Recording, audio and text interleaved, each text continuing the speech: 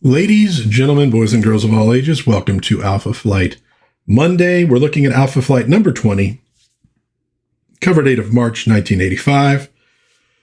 Mysterious, menacing, macabre, gilded lily. Try to forget her.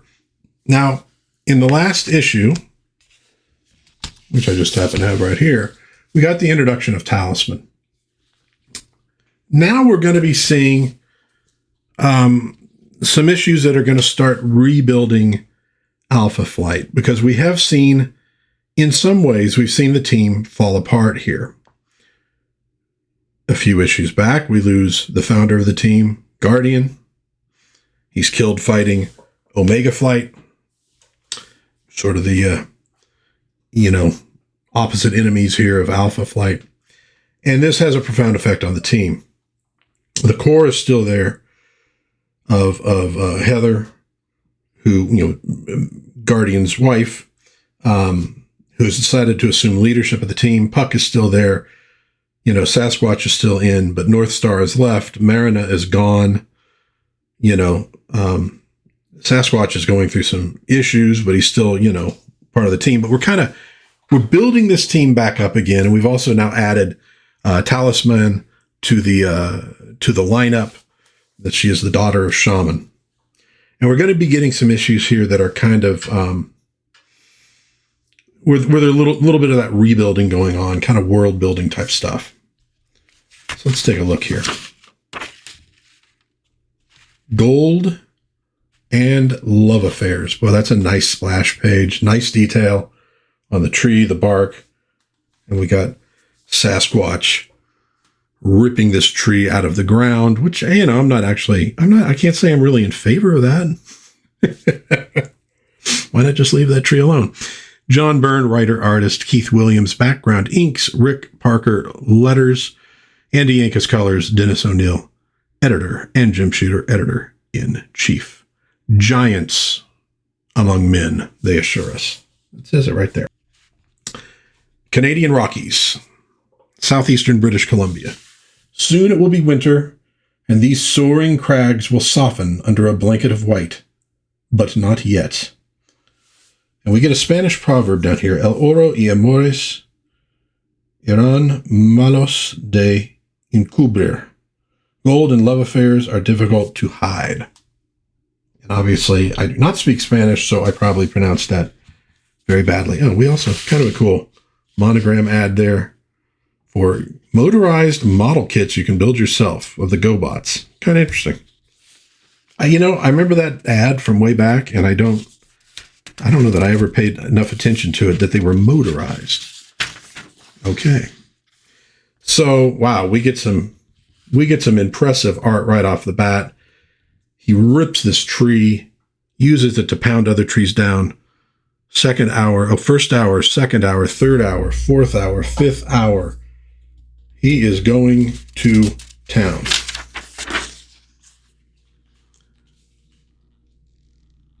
And doing just ungodly damage to the landscape. Okay, Sasquatch, hold it right there. See them eyes. Look at that.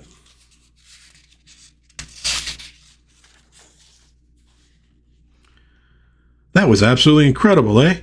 You did in 5 hours what would have taken us 5 months if we'd even got started before winter set in. My pleasure, Cavelli. I needed the exercise, although I haven't learned quite what I wanted to from this little experiment. He's thinking that. Exercise? Yeah, I guess that's all it would be to someone your size. So, with the land now cleared and running water available, how long will it take to complete the sanitarium? 8 to 10 months, we figure, which means they should be ready to receive patients by, hey, so something, what the heck is that? Well, we know what the heck that is. So, yeah, it looked like he was destroying everything. In fact, well, I guess he was in a way, but he was clearing land for a sanitarium. And then Aurora shows up in her new costume, her new haircut. Hello, Sasquatch. Are you all finished with this sweaty business? You did promise me a night on the town tonight, remember? Aurora, I told you about what time to expect me home. You didn't have to come chasing up here. True, chérie. But I got bored, and it's been a while since I've had the chance to test my powers. Aurora, This here's Aurora? She sure don't look like her picture. Everyone needs a change now and then, mon ami. Now that I am no longer a team with North Star, I see no reason to continue to dress like him.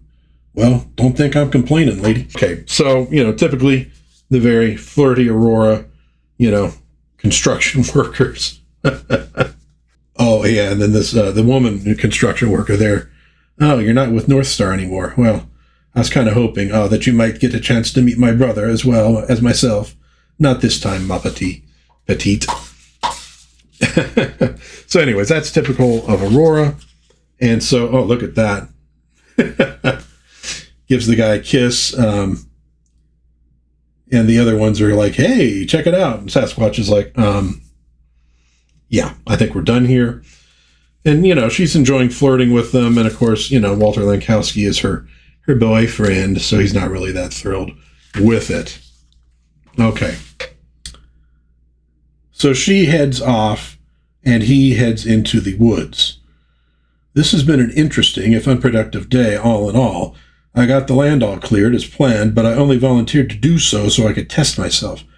I've been suffering from uncontrolled rages of late, and I was hoping if I psyched myself up, I could generate something like one of them here.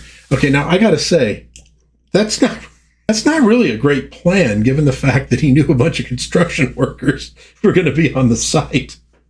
But he could have conceivably gone into a rage and killed everybody. All right, well, he's a brilliant scientist, but a lot of times they don't really think things through, do they? But I didn't even come close. I was completely in control the whole time, and that worries me almost as much as the attacks, because that suggests some outside force might be responsible for my rages. But what? What common factor was present in all cases? What? I don't know. Meanwhile, so now we're meeting Talisman again, and the fact that she does need some training. Snowbird says the coming of the Talisman has been long anticipated. She must be made to understand her responsibilities. Hey, now hold the phone, Snowbird. 72 hours ago, I was just an art college student. Now you come on like you're trying to give me messianic delusions. This illusion is not inappropriate, Elizabeth to Youngman. Your coming has been foretold for centuries. All evidence proves you are the binder, the preserver. You are Talisman. And Heather's sitting on the couch with Pucks thinking, this is incredible. I used to babysit Elizabeth when she was a kid, and she and her father and mother lived next door. She was always such a normal child. Yet according to what I've seen and heard, there is indeed something very special about her. You are wrong to emphasize the messianic qualities of the Talisman, Narya. Elizabeth was raised within the white men's culture. To her mind, and rightly so, there is only one place in history for a messiah. Do you deny the facts, shaman? No, only the terminology. My daughter is clearly the promised one.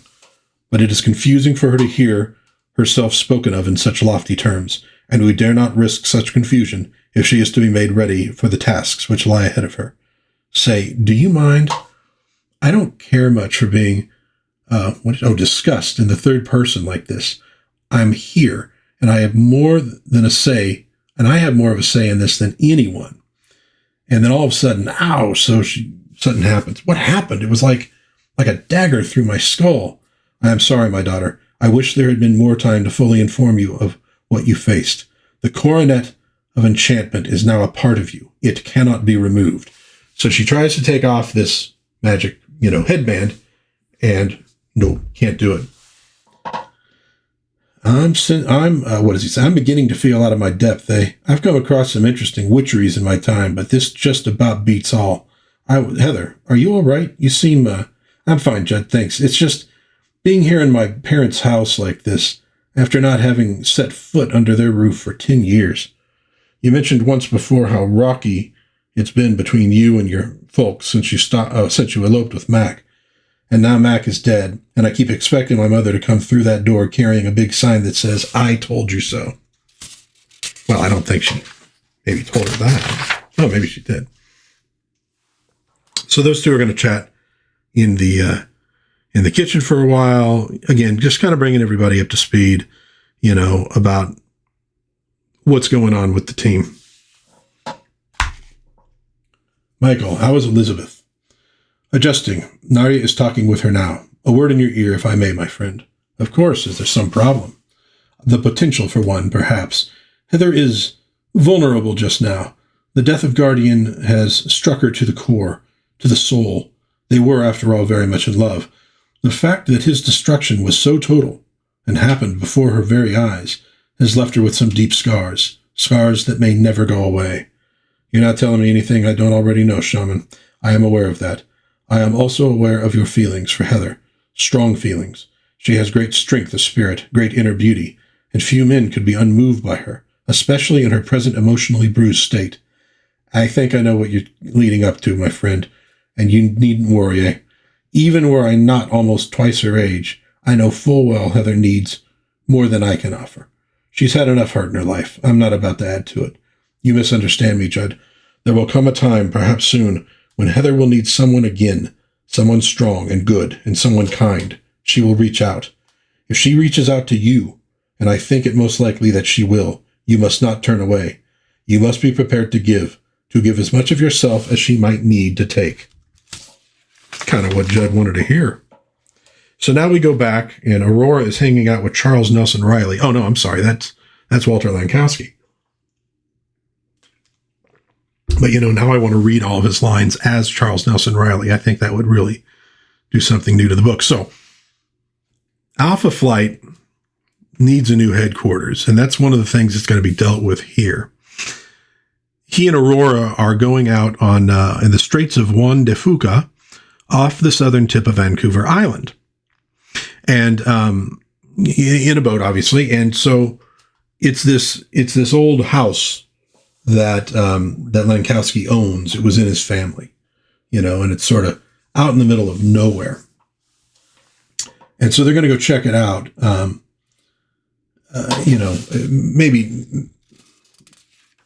Maybe to just, get rid of if it's no good, but maybe potentially as this new headquarters of Alpha Flight. It was built around 1896 by a great aunt on my mother's side. She was something of a character by all accounts, married 8 or 9 times, widowed under mysterious circumstances each time, never had much to do with the rest of the family. She disappeared herself, finally, around 1929, just before the Depression. A few years later, she was declared legally dead, and the house and property passed on to my maternal grandfather, and then to my mother. We came out here once when I was a kid. Dad thought we should find out what we were paying so much real estate tax for. Mom took an instant dislike, make that revulsion at the sight of the place. So that, coupled with the automatic rumors that the place is haunted, well, we just never came back. And it's stood empty ever since. I'm not giving him the Charles Nelson Riley thing, huh? No, actually, you know what? I've just gotten over a cold. I don't think I could really, I don't think I could summon up a respectful Charles Nelson Riley. Oh, yeah, that's strange. I expected to have to struggle with this door, but you'd think the hinges had just been oiled. It opened so easily. Ooh, creepy. Saplist, from the way you spoke, I expected covered furniture and cobwebs, but this is quite lovely. Yeah, it does look almost like somebody's been keeping the place neat and tidy. Now that I think of it, Mom made a similar comment when we were here 30 years ago. Dun, dun, dun. Aurora seems really taken with this place. I'm glad. I've been looking for an excuse to get her away from the city. She's been acting, I hesitate to call it strangely. After all, she suffers from a split personality. So what constitutes strange for her? Well, nevertheless, there's been something I haven't been quite able to put my finger on. Her new look, the hair, the costume, they're part of it. I'd almost say she's fighting, struggling to hold on to the Aurora part of herself, not wanting any part of Jean-Marie to show through. And yet, in a way, that seems to be exactly what's happening. Aurora has always spoken flawless English, almost without any trace of her French accent, while Jean-Marie has trouble even with basic sentence structure in anything but French. Yet lately, Aurora has been sounding more and more like Jean-Marie, dropping her H's, saying this and that occasionally. I wonder if I dare hope some kind of spontaneous fusion is taking place. The two opposite sides of her somehow. Whoops. And he disappears through a panel. Oh, we're talking old school haunted house action here in Alpha Flight. And Aurora turns. Walter! He is gone. But where? How? Walter, if this is some kind of joke, I do not find it. The lights. Click. Oh. So now she's left in total darkness, and this is a big issue for Aurora. This often brings her Jean-Marie persona out. And so she's having to really fight this as she's stumbling through the dark, and then she finally comes to a door. It opens. She sees light. And she's in this room with these statues. Gold statues. These statues so realistic, and 8 of them. Walter said his great aunt had been married 8 times. Are these statues of her husbands? How bizarre if they are. What could each successive spouse have thought if he saw these monuments to those who, and yet something about them, something strange, something, no. There's an eyeball. It moves. Yeah, this would make a good 1940s haunted house thing. She'd probably be a little bit more dressed if it was a 1940s movie. They are alive. I must get out of this madhouse. I must find... Oh, who is this? No, a moment, child. Let me go. Let me go. Who are you? What have you done with Walter? Your young man is quite safe. Never fear. Safer than he has ever been, I fancy. Come, let me take you to him. But you have not told me who you are. I am Lillian von Lunt, though in times past I was sometimes called Gilded Lily. Now, be still a moment, child. Your Walter is nearby. And as I promised, he is quite safe. Oh no, Walter! To be continued. Next issue, Love Wrought New Alchemy, and a surprise guest villain. Okay, so we're setting up the scene for Alpha Flight's new headquarters, and in the midst of it, we're getting a little bit of this old-style haunted mansion kind of thing with, wall panels, and we got these statues, and one of them has an eye that moves. Maybe all of them do. And Aurora now discovers her boyfriend, Walter Lankowski, a.k.a. Charles Nelson Riley. Man, if only he had the ascot, it'd be perfect. Encased in gold, essentially. And this bizarre woman called Gilded Lily in this house. So, good issue, a little bit out of the ordinary. We just did a couple issues concerning Ronok, the Great Beast, and we're going to see more of the Great Beast later. Now we're kind of moving into some other stuff. Maybe a slightly less dark tone, or at least lower stakes. Maybe we'll call it that. Lower stakes at the moment. We're going to have a couple issues here dealing with this storyline. And then we're going to have one that kind of just introduces a villain. It's more of a villain of the month one, a couple issues from now, as we're sort of building back into a bigger storyline. So what do you think of Gilded Lily? What do you think of Walter Lankowski's new look and Aurora's new look? What do you think of all this stuff? Let me know. If you have any comments, please put them down there. I'm happy to receive them, read them, answer them whenever I can. If you enjoyed this video, please like, subscribe, share with a friend. Until next Alpha Flight Monday, God bless everybody. Be kind to one another. Have a little bit of fun. And I will see you next time in Dad's Den of Pop Culture. Bye-bye.